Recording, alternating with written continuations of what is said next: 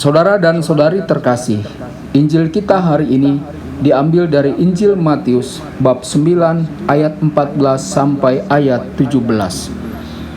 Kemudian datanglah murid-murid Yohanes kepada Yesus dan berkata, "Mengapa kami dan orang-orang Farisi berpuasa, tetapi murid-murid-mu tidak?"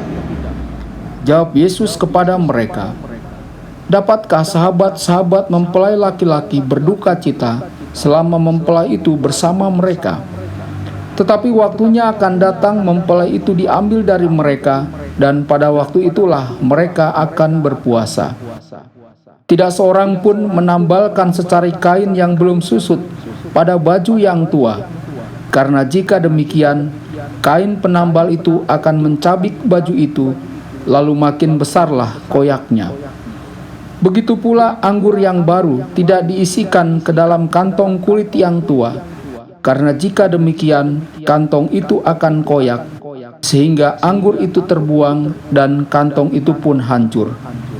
Tetapi anggur yang baru disimpan orang dalam kantong yang baru pula, dan dengan demikian terpeliharalah kedua-duanya."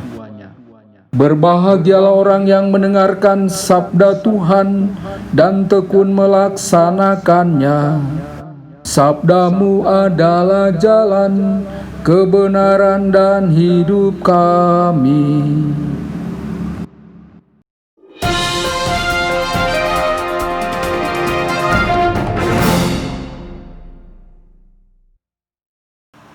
Saudara dan saudari terkasih, jumpa lagi dengan saya Romo Tedens dalam saluran Warta Kabar Sukacita.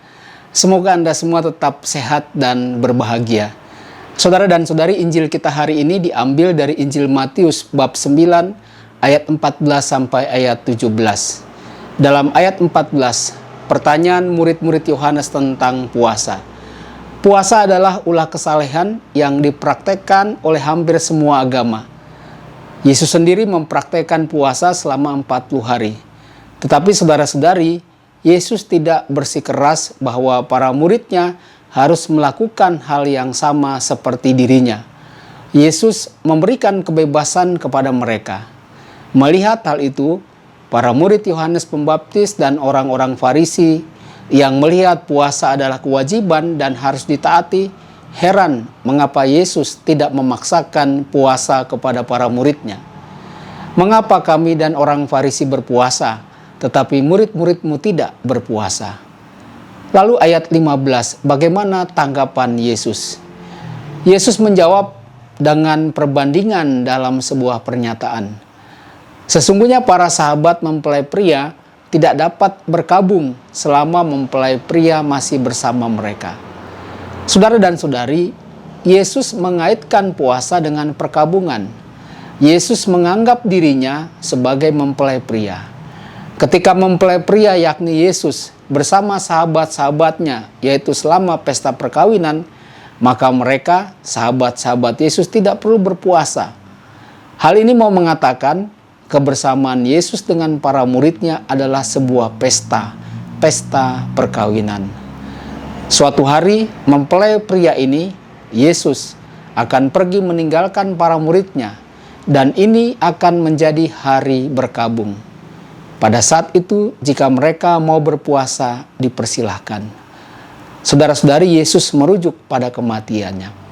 Lalu ayat 16-17, anggur baru di kantong yang baru. Yesus menghendaki agar hidup kita mengikuti apa yang menjadi kehendaknya. Jika kita sudah dibaptis menjadi murid-muridnya, maka hidup kita menjadi baru, yakni bersatu dengan Yesus dan mewujudkan apa yang menjadi kehendaknya. Yesus tidak menghendaki apa yang sudah tua untuk dikenakan pada apa yang baru.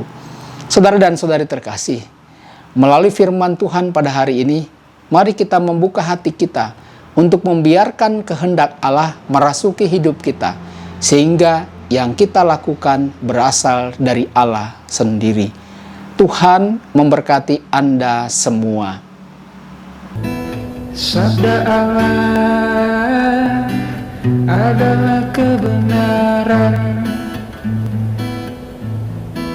Sabda Allah adalah kehidupan.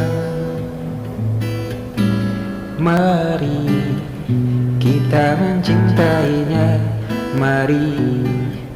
kita menghayatinya. Ya Tuhan yang ku muliakan,